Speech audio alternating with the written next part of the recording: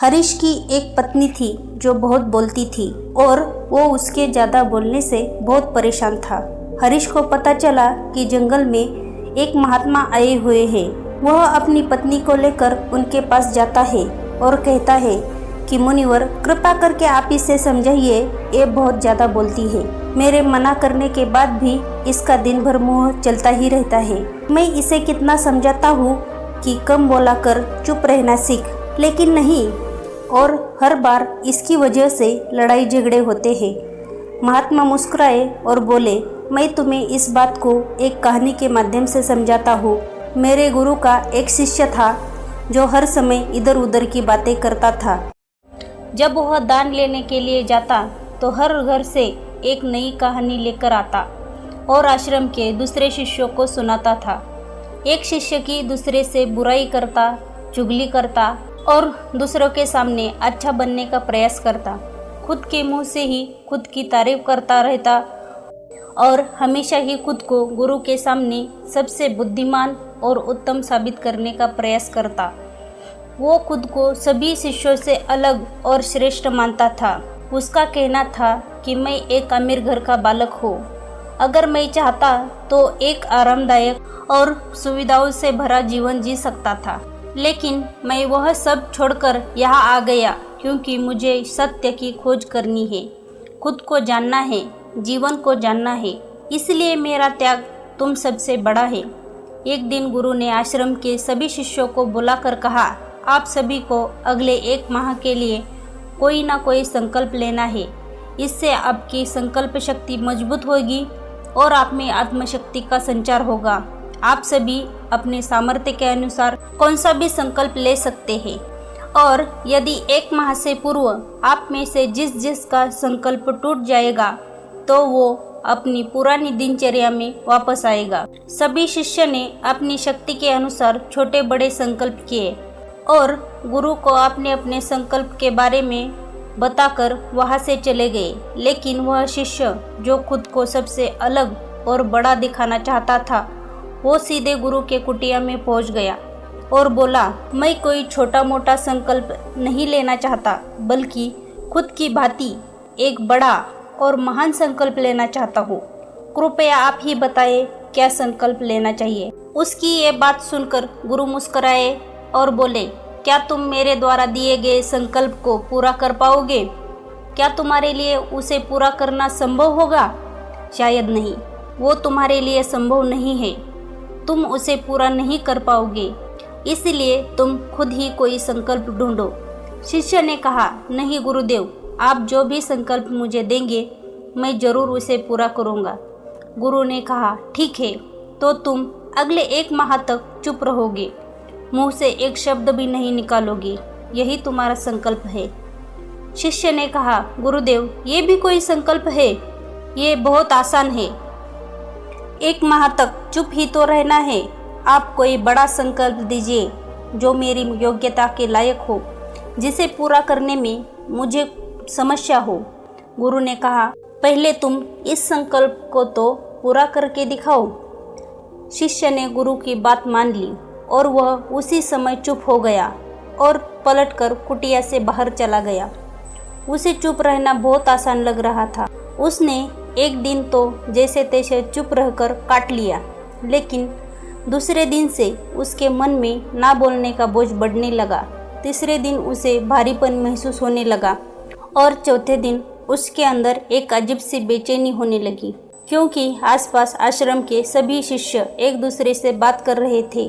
वो भी अपना पक्ष उनके सामने रखना चाहता था, उनकी बोलती बंद कर देना चाहता था, लेकिन उसका संकल्प उसके आड़े आ रहा था। इसलिए पूरा दिन वो सिर्फ मुंह और आंखें बनाता रहता। इसी तरीके से कुछ दिन और बीते और वह शिष्य बीमार पड़ गया। उसका सिर फटा जा रहा था, उसका खाने पीने तक का मन नहीं कर रहा था, वह सिर्फ बोलना चाहता था। वह गुरु के पास गया, उनके सामने बैठकर लिखकर उन्हें बताया, गुरुदेव, मैं बोलना चाहता हूँ, बिना बोले मुझे सांस नहीं आ रही है, मेरा दम घुटता जा रहा है, मैं अंदर ही अंदर पागल हुआ जा रहा हूँ, मैं क्या करूँ? मैं संकल्प तोड़ दूँ क्या? यह पढ़कर गुरु मुस्कुराए और बोले, संकल्प तो तोड़ने के लिए ही होते हैं, लेकिन जो अपने संकल्प को पूरा कर लेता है वही अपनी आंतरिक शक्ति बढ़ाता है, और जो अपनी आंतरिक शक्ति को बढ़ा लेता है वो समझ और जागृति की राह पर आगे बढ़ जाता है। संकल्प का लेना भी तुम्हारे हाथ में था और उसे तोड़ना भी तुम्हारे हाथ में है। तुम्हारे बहुत से वही अपने संकल्प को तोड़कर अपनी पुरानी दिनचर्या पर वापस आ चुके हैं। अगर तुमसे नहीं हो पा रहा है तो तुम भी संकल्प को तोड़कर अपनी पुरानी दिनचर्या पर वापस जा सकते हो। लेकिन याद रहे, अगर आज तुम इस छोटे से संकल्प को नहीं संभाल पा रहे हो तो तुम अपनी बाकी पूरी जिंदगी को कैसे संभाल सकोगे। बाकी फैसला पूरी तरह तुम्हारे हाथों में है। गुरु की यह बात उस शिष्य के दिल में चोट कर गई। वो बिना कुछ बोले वहाँ से वापस चला गया और खुद को अपनी कुटिया में बंद कर दिया। वह केवल अपनी जरूरी कामों के लिए ही कुटिया से बाहर निकलता, बाकी सारे समय कुटिया के अंदर ही बैठा रहता। 15 दिन बीत चुके थे और आश्रम के लगभग सभी शिष्यों का संकल्प अब तक टूट चुका था, लेकिन उसका संकल्प अभी भी जारी था। संकल्प लेने के बाद से अब तक उसने एक शब्द भी नहीं बोला था। सारा आश्रम हैरान था कि इतना बोलने वाला इंसान चुप कैसे हो गया। 15 दिन बीतने के बाद वो दोबारा अपने गुरु के पास गया और लिखकर उन्हें बताया, गुरुदेव, मैं बाहर से तो चुप हूँ, लेकिन मेरे भीतर बहुत सी आवाज़ें हैं, बहुत सी चीख पुकार है और शिकायतें हैं। मैं अंदर ही अंदर बात करता रहता हूँ। मेरा मन तरह तरह के प्रश्न पूछता रहता है। मैं बाहर से जितना मौन हूँ, भीतर से उतनी ही शोर शराबे से भरा हुआ हूँ। क्या इस तरह से अभी भी मेरा संकल्प जारी है?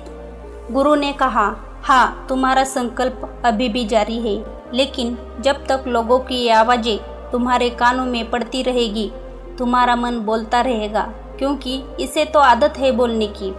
तुम भले ही बाहर से चुप रहो, लेकिन अंदर ही अंदर तुम बोलते रहोगे।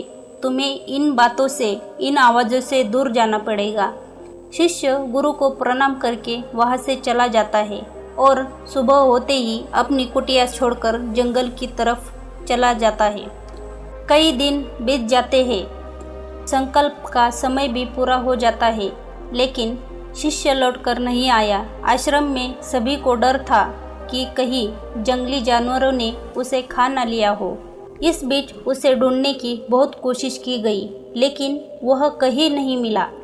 सभी गुरु भाइयों ने मान लिया था कि जंगली जानवरों ने उसे अपना शिकार बना लिया है, लेकिन गुरु को ऐसा नहीं लगता था।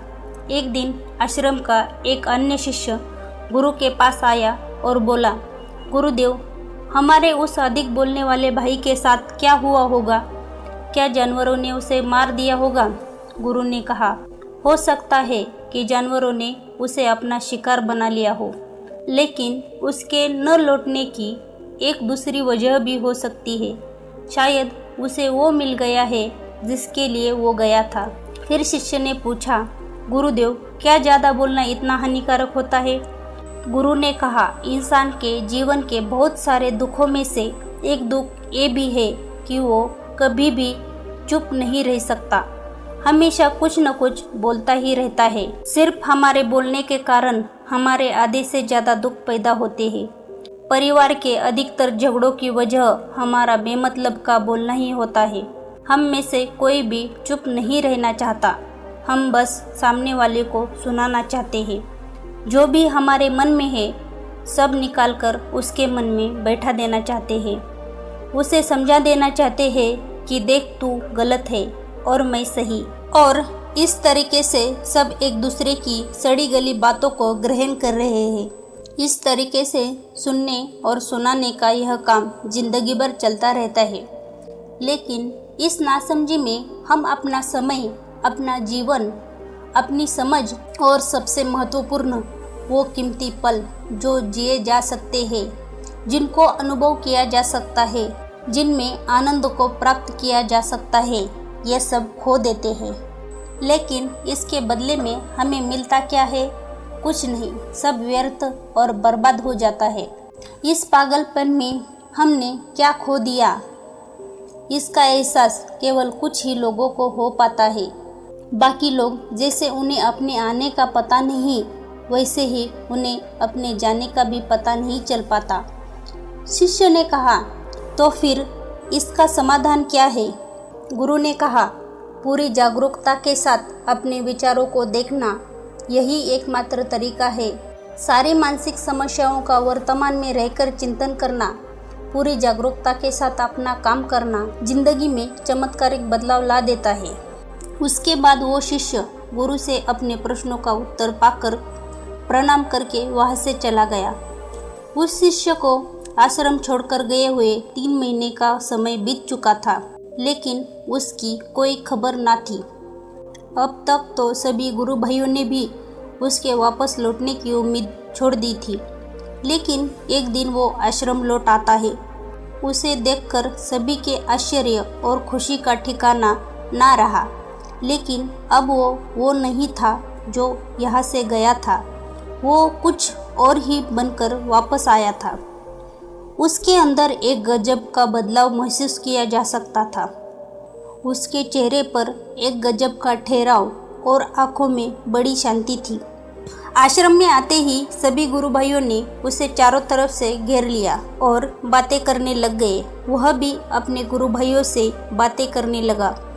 उसे बातें करने वाले सभी ने यह अनुभव किया कि अब वह पहले जैसा उतावला और बातूनी नहीं रहा था। उसके मुंह से एक एक शब्द बहुत ही सुलझे हुए और मधुरता के साथ निकल रहे थे। थोड़ी देर तक गुरु भाइयों से बात करने के बाद वह सीधा गुरु के पास चला गया। उसने गुरु के चरण छुए और कहा, गुरुदेव, क्या मैं अब भी मौन हूँ? क्या अब भी मेरा संकल्प जारी है?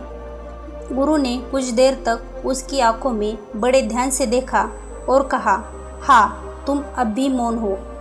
तुम्हारे मुंह से एक शब्द भी नहीं निकल रहा है और तुम्हारा संकल्प अभी भी जारी है। शिष्य ने कहा, गुरुदेव, जब मैं आश्रम से गया तो मैं मुंह से तो चुप था, लेकिन मेरे अंदर बहुत सी आवाज़ें थी, मन में बहुत से प्रश्न थे और वो बंद नहीं हो रहे, तो मैं जंगल में चला गया इस उम्मीद से कि वहाँ मुझे शांति मिलेगी और मेरे मन की बकबक कम हो जाएगी। लेकिन मैं जितना एकांत में जाता गया, मेरे अंदर की आवाज़ उतनी ही तेज होती गई। मेरे भीतर पुरानी से पुरानी आवाज़ मुझे सुनाई देने लगी। तब जाकर मैंने महसूस किया कि मैं कितना गलत कर रहा था। जब मैं अपने परिवार वालों, दोस्तों को और भाइयों को भला बुरा कहता, तो उस समय मुझे लगता था कि मैं सही कर रहा हूँ। जब मैं गुरु भाइयों की एक दूसरे से चुगली करता हूँ और उनका मजाक बनाता, तभी मुझे लगता था कि मैं उनसे बेहतर हूँ और मैं सही कर रहा हूँ। लेकिन उस दिन मैंने पहली बार महसूस किया कि मैं कितना गलत बोलता था। काफ़ी दिनों तक ये आवाज़ें, ये शिकायतें मेरे अंदर चलती रही, लेकिन धीरे धीरे करके एक दिन ये सारी आवाज़ें मेरे अंदर से समाप्त हो गई। अब मैं भीतर से भी मौन हो गया हूँ। घने जंगल में बाहर से कोई बोलने वाला था नहीं और भीतर कोई आवाज़ बची ही नहीं थी, और मैं उस दिन पहली बार मौन का सही अर्थ समझा। मेरे चारों तरफ बहुत ही शांति थी। हालांकि अभी भी कुछ आवाज़ें आ रही थी जो पहले भी आती थी, लेकिन मैं उन्हें सुन नहीं पा रहा था। पर वो अब सभी आवाज़ें मुझे स्पष्ट रूप से सुनाई दे रही थी। हवा के चलने की आवाज़, चिड़ियों के चहकने की आवाज़ और पानी के बहने की आवाज़। ये सभी आवाज़ें मैंने पहली बार पूरे होशपूर्वक सुनी। अपने चारों तरफ इतनी शांति मैंने पहले कभी महसूस नहीं की थी। तो इस शांति को भंग करने के लिए मैंने पहली बार अपने मुंह से कोई शब्द निकाला। मैं चिल्लाया, हे ईश्वर, ये कैसी शांति है? सभी कुछ इतना शांत क्यों है? ऐसा क्या हो गया? लेकिन मेरे चिल्लाने के बाद भी शांति भंग नहीं हुई। सब कुछ पहले के जितना ही शांत था, बाहर भी और भीतर भी। हे गुरुदेव, मैंने अपने गुरु भाइयों से बात की, मैंने आपसे बात की, मैं बोल रहा हूँ, मैं चल रहा हूँ, मैं सब कुछ देख रहा हूँ, लेकिन मैं अपने भीतर एकदम एकांत में हूँ। भीड़ में होता हूँ तब भी भीतर से अकेला एकांत में होता हूँ। जब मैं खुद में भी शोर करना चाहता हूँ तब भी एकांत में ही होता हूँ। अब सब दिखाई पड़ने लगा है, सब सुनाई पड़ने लगा है। गुरु ने कहा, जब तक हम बाहर की तरफ बोलते रहेंगे भीतर अशांति ही रहेगी, लेकिन जिस दिन हम भीतर की तरफ मुड़ जाएंगे तब हमारे मुंह से कुछ भी नहीं निकलेगा, हम शांत ही रहेंगे। दुनिया में जितनी भी बुराई है ज़्यादातर हमारे बोलने से ही उत्पन्न होती है, क्योंकि हम चुप रहना नहीं चाहते। हम जितनी ज़रूरत है उससे कहीं ज़्यादा बोलते हैं। हम सामने वाले को सुनना नहीं चाहते, बल्कि उसकी बोलती बंद कर देना चाहते हैं। उसे समझा देना चाहते हैं कि मैं कौन हूँ, मैं क्या कर सकता हूँ, और यही हमारे ज़िंदगी का मकसद बनकर रह जाता है। हमारी सारी ऊर्जा इस व्यर्थ के बोलने में बर्बाद होती रहती है। ऐसे ही समाज में लोगों का जीवन दुखों से भर जाता है, जो हमेशा एक दूसरे को सुनाने में लगे रहते हैं।